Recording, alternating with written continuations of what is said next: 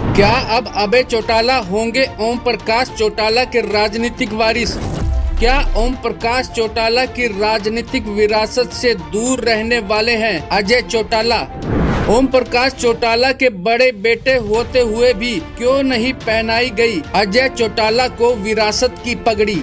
आपके जहन में भी ऐसे कई सवाल उठ रहे होंगे। ओम प्रकाश चौटाला के निधन के बाद अब चौटाला परिवार के बीच क्या रहने वाला है? क्या चौटाला परिवार के बीच चल रही राजनीतिक दूरियां कभी दूर हो पाएंगी, या ये राजनीतिक दूरियां अब दिलों की दूरियों के साथ पारिवारिक दूरियां बनने वाली हैं? आपको बता दें कि पूर्व मुख्यमंत्री ओम प्रकाश चौटाला के निधन के बाद हर कोई अजय चौटाला और अभय चौटाला को नजदीक देखना चाहता था और कहीं न कहीं नजदीक दिखाई भी दिए, लेकिन दिलों की दूरियां इन दिनों में दिखती रही।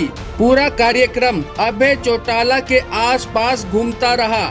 मिलने वाले ओम प्रकाश चौटाला के बड़े बेटे होने के बावजूद भी अजय चौटाला की बजाय अभय चौटाला से ज्यादा मिलते रहे, जैसे अजय चौटाला ओम प्रकाश चौटाला के बेटे ही ना हो और अजय चौटाला मेहमानों की तरह इस पूरे कार्यक्रम को देखते रहे।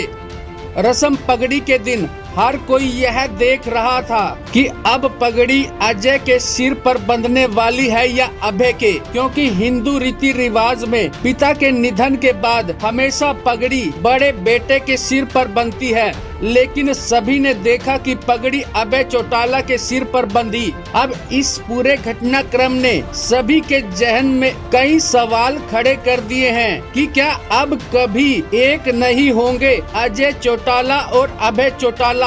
क्या अब ओम प्रकाश चौटाला की पूरी राजनीतिक विरासत पर अभय चौटाला का ही कब्जा होगा? क्या दोनों के बीच दूरियां निरंतर बनी रहेंगी?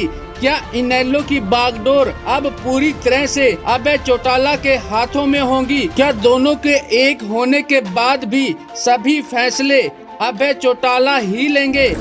अब इस सभी क्या का जवाब तो भविष्य के गर्भ में है, लेकिन ओम प्रकाश चौटाला की श्रद्धांजलि सभा में ये हर कोई देख रहा था कि अजय चौटाला बेचारे की तरह दिख रहे थे, क्योंकि पिता के निधन का इतना ही दुख अजय चौटाला को होगा जितना अभय चौटाला को था।